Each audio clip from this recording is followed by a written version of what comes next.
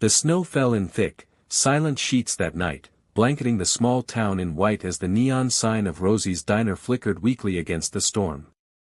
Inside, the warmth from the coffee machines and sizzling griddles fought back the chill that clawed at the windows.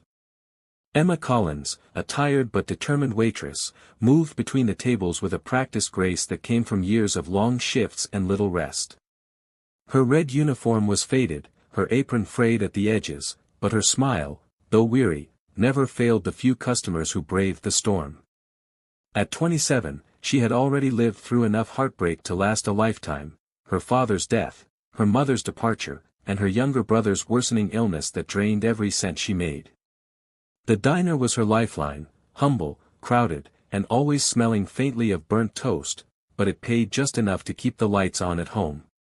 As she poured coffee for the last trucker of the night, the door opened with a chime, letting in a gust of freezing wind and a tall man dressed in an expensive charcoal suit. His shoes were polished, his coat clearly custom-made, but his face looked pale, drawn, and strangely lost, as though he had stepped into the wrong world entirely. Emma noticed the exhaustion in his eyes, the way he hesitated before sitting at the far corner table, table 7, where the light flickered above his head. "Evenin', sir," she greeted softly, approaching with her notepad. "Can I get you something warm?" The man nodded without looking up, his voice low and rough when he replied, "Just coffee. Black." His hands trembled slightly as he reached for the menu, and Emma couldn't help but notice the gleam of a luxury watch peeking from beneath his sleeve, the kind that could pay off her rent for a year. Still, she didn't judge him. Everyone had their burdens, and money didn't shield anyone from loneliness. She brought his coffee a few minutes later, steam curling gently between them. He looked up for the first time, his eyes gray and distant, as if seeing through her rather than at her. "Rough night?" she asked kindly. He gave a faint, humorless smile. "You could say that." Then he took a sip, his fingers shaking again. Emma turned to refill the sugar jars, glancing back at him every so often. Something about him felt off, not dangerous, but fragile, as though the weight of the world was pressing on his chest. When she returned to check on him, she found him leaning back, pale as the snow outside. "Sir," she said softly, stepping closer. He didn't answer.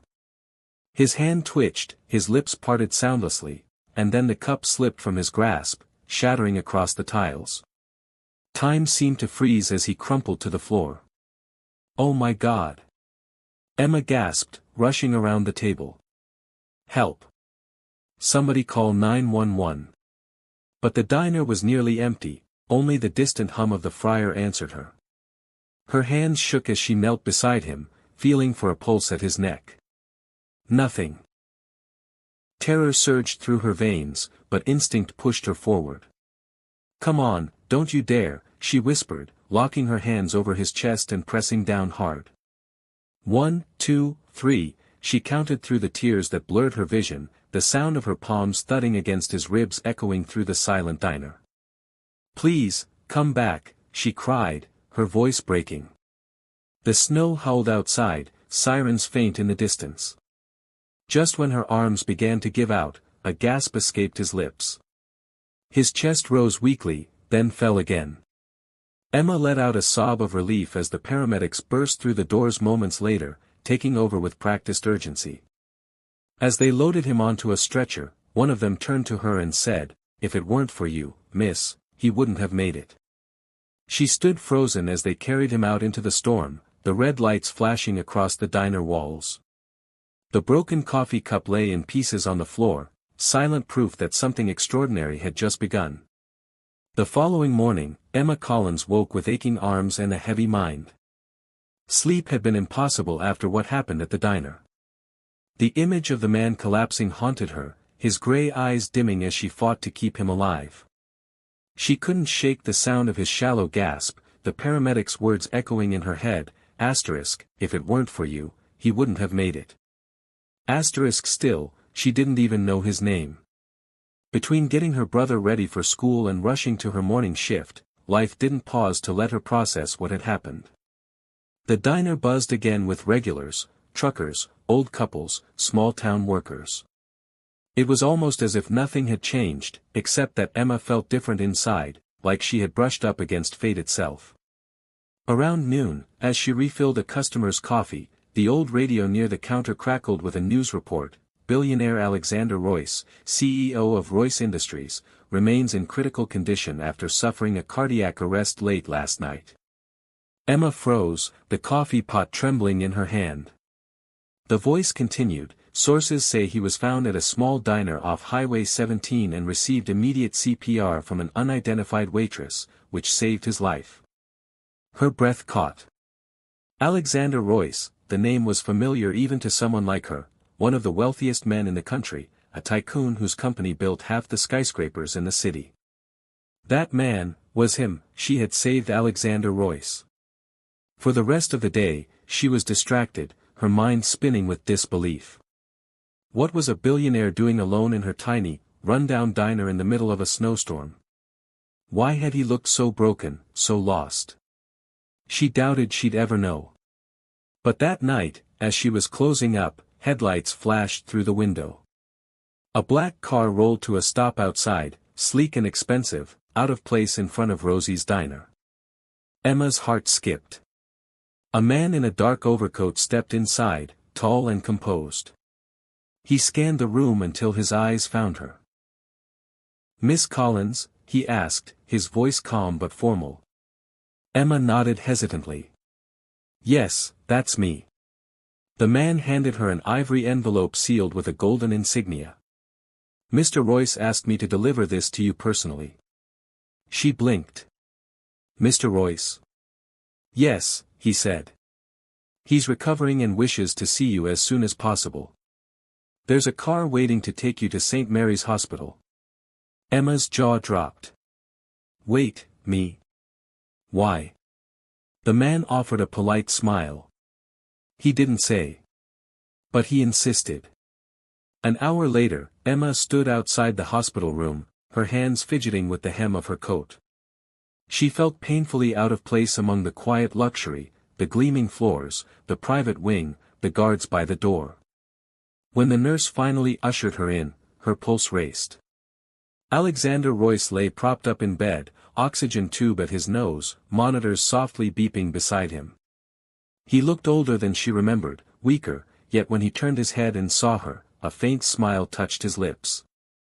"You must be Emma Collins," he said, his voice hoarse but warm. "The woman who refused to let me die." She blushed, looking down. "I just did what anyone would have done, sir." His smile deepened. "No, Miss Collins. You did what most wouldn't have done. You stayed." He studied her quietly, as if trying to read the story behind her tired eyes and worn uniform. "You work at that diner, don't you?" he asked. She nodded. "Yes, sir. It's all I can manage right now." "And your family?" he asked softly. "Just my little brother, Tommy. He's sick. Needs surgery we can't afford." She hesitated, realizing she'd said too much, but Alexander's expression softened. "You remind me of someone I used to know," he murmured. "Someone who believed kindness was never wasted." Then, before she could speak, he said something that made her chest tighten. "Let me help you, Miss Collins." She shook her head instantly, her cheeks flushing. "No, please. I didn't save you for money." "I know," he said simply. "That's why I want to help." His words hung between them, heavy and sincere. For the first time in years, Emma felt seen, not as a waitress, not as someone struggling, but as a person who mattered. As she left his room that night, her heart pounded with confusion and gratitude. She didn't know it yet, but that moment, the quiet promise of a billionaire whose life she had saved, was about to change everything she'd ever known. The days that followed felt like a dream Emma Collins couldn't quite wake from. She returned to her small apartment, expecting life to go back to the same rhythm, early mornings, late shifts, bills piling on the table, but it didn't. Everything had changed since the night she met Alexander Royce. The memory of his calm, grateful voice echoed in her head, asterisk, you did what most wouldn't have done. Asterisk she tried to convince herself it was over, that he'd move on with his billionaire life and she'd remain just a waitress who got lucky enough to be at the right place at the right time. But fate had a strange way of keeping their worlds connected. One afternoon, as she rushed home from work, she found a thick envelope in her mailbox bearing the Royce Foundation's seal. Inside was a single letter, and a hospital statement. Her breath caught when she saw the words, asterisk, payment received in full for Thomas Collins's surgery and post-care. Asterisk she reread the line a dozen times, her hands trembling so hard she nearly dropped the paper. Her brother's surgery, paid for. The crushing weight she had carried for years suddenly lifted, replaced by disbelief, relief, and overwhelming emotion. Tears streamed down her face as she sank to her knees, clutching the letter to her chest. Alexander Royce had kept his word. When she finally met him again at the hospital weeks later, she didn't know what to say. You didn't have to do this, she said softly, standing at the doorway of his recovery room. He smiled faintly, looking healthier now, his skin less pale and his eyes alive with quiet strength. Miss Collins, he said, you gave me back my life. I just wanted to give you a fair trade. Emma shook her head, wiping away tears. You don't owe me anything, Mr. Royce.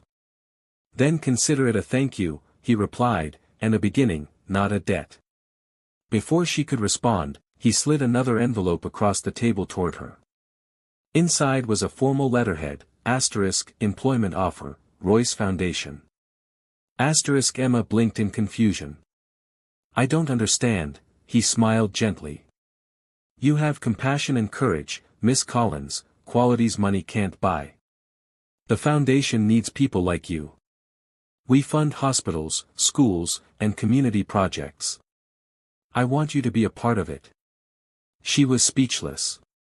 She had never worked in an office, never worn a suit, never imagined her name could appear on anything official other than a utility bill. Why me? She whispered.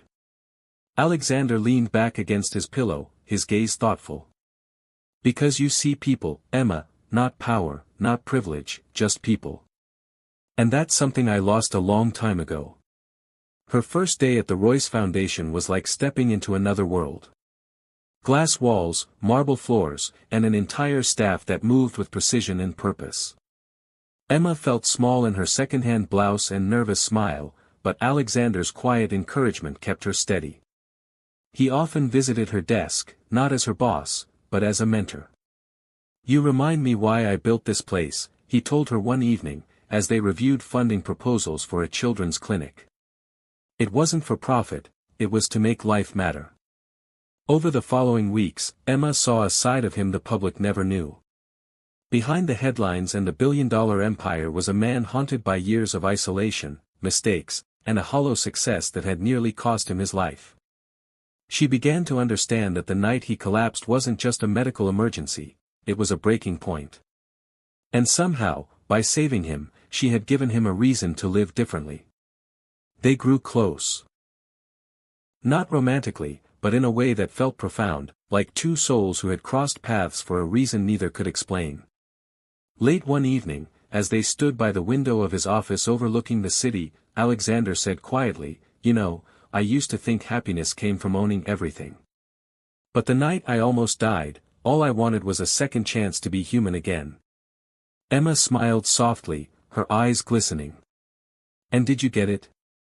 He looked at her for a long moment, the city lights reflected in his tired but peaceful eyes. I did, he said. Because someone believed my life was still worth saving. The spring air carried the scent of fresh paint and hope as Emma Collins stood in front of the old diner that had once been her second home. The faded neon sign that used to flicker above Rosie's Diner was gone, replaced by a new one that gleamed proudly under the morning sun, asterisk, Collins Cafe. Asterisk she still couldn't believe it. The very place where she had spent years serving coffee and cleaning tables was now hers, transformed into a warm, cozy cafe with sunlight spilling through the windows and laughter echoing from within. The idea had been Alexander Royce's. After her months at the Royce Foundation, he had quietly arranged everything, the renovation, the permits, even a small business grant in her name. "This isn't a gift," he had told her. "It's an investment in someone who never gave up." Now, as the grand reopening day arrived, the cafe buzzed with life. Her brother Tommy, finally healthy and strong after his surgery, handed out muffins to the customers with a grin that melted her heart. Locals filled every seat, talking excitedly about how the once struggling waitress had turned her life around. But when the reporters asked how she had done it, Emma just smiled modestly and said, "Because someone believed in me when I didn't believe in myself." That afternoon, as the sun began to set, a sleek black car pulled up outside the cafe. Emma looked up from behind the counter, her breath catching when she saw Alexander step out, walking slowly but confidently. Though his face still carried the faint signs of illness, there was a light in his eyes that hadn't been there before, the quiet contentment of a man who had finally found peace. "You came," Emma said, her smile wide and genuine. "Wouldn't miss it for the world," he replied warmly, glancing around at the cheerful decor and the happy chaos of customers. "You did all this?" She laughed softly, brushing a strand of hair from her face. "We did," she corrected him. "You gave me a chance, Mr. Royce. I just didn't want to waste it." He nodded, his gaze softening. "You've done more than I ever imagined, Emma. You've reminded me that second chances aren't meant to be kept, they're meant to be shared." They sat together by the window, watching the sky blush pink and gold as the day faded. Between the clinking of cups and the murmur of voices, silence settled between them. A comfortable, grateful kind of silence. "You know," Alexander said quietly, "when I came into that diner that night, I wasn't just tired. I was done. I had everything a man could buy but nothing worth living for. I thought I'd die there, and maybe part of me wanted to." His voice wavered slightly, and Emma listened with a lump in her throat. "But then you showed up," he continued. "You didn't ask who I was. You just fought for me. That moment changed everything." Emma felt her eyes sting with tears, but she smiled through them. "Sometimes, it only takes one person to remind us what life's supposed to mean," she whispered. As night fell, the cafe began to empty. Alexander stood to leave, his coat draped over his arm. At the door, he paused, looking back one last time. "Thank you, Emma," he said softly. "For saving me twice, once from death, and once from myself." She smiled, her heart full. "And thank you for believing in me." With that, he stepped out into the cool evening, the streetlights casting a golden glow on the sidewalk. Emma watched him disappear into the night, feeling a bittersweet peace settle over her. She knew their paths had changed forever, intertwined by fate, compassion, and courage.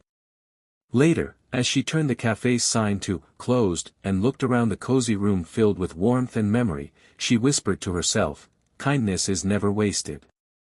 The snow that had once fallen on the night of their first meeting had long melted, but its memory lived on, a reminder that even the smallest act of compassion could ripple across lives, turning despair into hope, strangers into friends, and a dying billionaire into a man reborn.